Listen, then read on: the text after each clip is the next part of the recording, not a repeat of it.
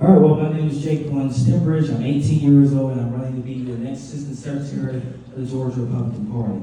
I'm running because I believe it is time now more than ever that young people and Gen Z have a seat at the table in the Georgia Republican Party. A lot of times we have heard that we want young people in the party, and we talk about this every election cycle. What can we do to get young people in? Well, I'm running so we don't have to just talk about it anymore. We can do something about it. We can start winning over that generation of voters, and we don't have to lose them to the left simply because we're not bringing our message to them. We need to change that. We can no longer talk about it, we need to do something about it. We can meet these young people on social media, meet these young people at college campuses, but we need to meet them right where they are and show them, just like Ronald Reagan did, that conservatism still works. Thank you.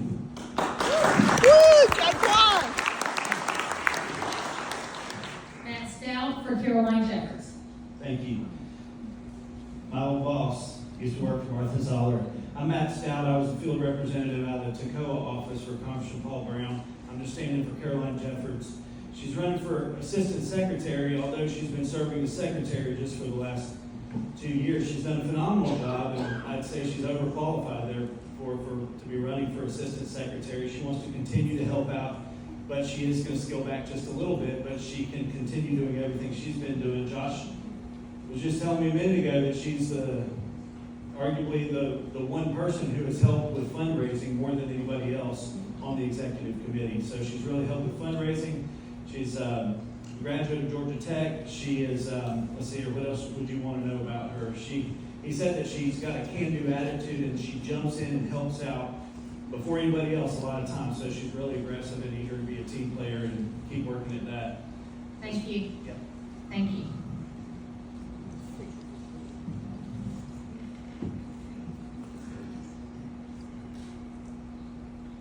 Okay, so these questions came in from you. I'm going to try to get to every question that you all have asked and submitted, okay? I did combine some of the questions because they were about the same topics, okay? But we got some questions just for Assistant Secretary and some for all. So we'll start with you, Jake Mon.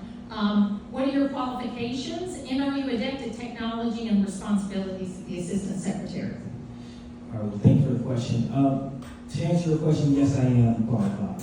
I have been the Georgia Team Republicans chairman for a few months now, but before then I started the Georgia 10th Congressional District Team Republican, so I know all about playing as a team. I've also served on the executive committee in the 10th District, where not only did we flip 2 sheriff races, we also almost won a state house seat against a 20-year Democrat. I know all about getting out there, knocking on doors, making phone calls, and writing postcards to win elections. So I do have the experience for that. And yes, I also have the experience, and I understand how to work technology. That's probably one of the good things about my generation. If you go look on my social media, I post almost every day about my campaign. I do. I just go in there, I post every day about my campaign, about what we're running for. Meeting people who can't come to rooms like these, but who can talk on Facebook, Instagram, Twitter, because that's the new day and age, and that's the same way that President Trump was able to win in 2024. So yes, I do that. What are your qualifications, and are you adept at technology and responsibilities of Assistant Secretary? Well, I think with all the success that we just enjoyed, we experienced in this last election period in November, we can see that she's certainly qualified and she's done a good job. And I think I also answered that just a minute ago, is that Josh said that she's more qualified than anybody else on the executive committee when it comes to fundraising. She's really helped with that, and also with all the technology, she's done really well at that. She went to Georgia. She graduated from Georgia Tech too, so there's that. But thank you. Thank you. Okay, we've seen candidates align with different factions in the party. If elected, how will you demonstrate that you are not beholden to one group or the other? And that's specifically for you, but Matt could answer that too if you wanted to, if he wanted to. Well, I think a lot of people here know I grew up in a Democrat household. I know all about being around people who don't agree with me. I've had to do it my entire life. I mean, I got involved in politics when I was in the 8th grade. It wasn't easy being young, being black, and being a conservative in a majority black school. It just wasn't. So I've always had to be friendly with people who I didn't necessarily agree with or who I didn't always agree with all the time. But I knew how to work with them. Because at some point, we got to have an adult in the room. I might be 18 years old, but I understand how to work with people who don't always agree with me. That's part of life. Also, with that being said, I'm not beholden to any side or anything like that. I'm willing to work with whoever is elected, because at the end of the day, we all have one common goal, and the goal is to get Republicans elected. So I'm not here to play petty games. I'm not here to be worried about high school drama. I'm here to get the job done. I'm just like off the field. I'm not here to win arguments. I'm here to solve problems. So I'm not worried about any drama or any different sides. So.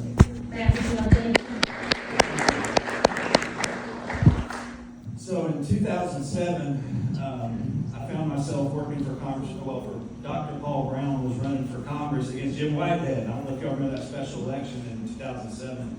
The establishment was endorsed by, there was a state senator who was endorsed by Governor Perdue, and we ran a campaign against these. So I'm familiar with the sides. I helped Tom Graves when he ran against Lee Hawkins in Hall County. I don't know if y'all remember that special election.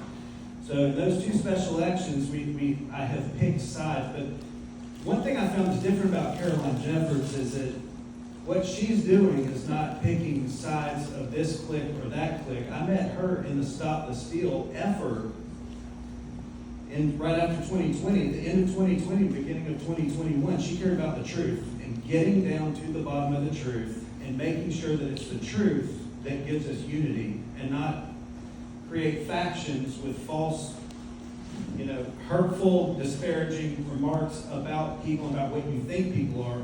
Let's look at what they actually do. And she's been a really hard worker, and I think that's really what qualifies her, is that she finds unity through strength and doing what's right. Thank you. These two questions kind of go together. What weight do convention resolutions have to make a difference for lawmaking and revised legislation? There was another question about specific changes related to gender transition surgery under 18 years old, malpractice. So it kind of goes hand in hand, and that resolutions talk a lot about what we want the legislature to do, what weight do they hold, and should there be a position by the Georgia Republican Party on gender transition? Yeah, well, I think those resolutions hold a lot of weight because they show the way our party, where we stand on issues as a party, as a delegation. We were delegates who were elected by our counties to go to the state, and then we voted just to go there to show them where we stand. And so those resolutions hold a lot of weight. They can either be very good, they can be very bad. But to answer that question, yes, we should pass it. That is just very common sense. We have a president who, once again, can finally tell us that there's only two genders. We have a president now who can tell us that, you shouldn't be having these transition surgeries under 18. And as a party, we should be able to just come together, at least on that issue, and be able to say, that's wrong, we shouldn't do it. And I wish the Democrats would join us, but unfortunately, they went too far to the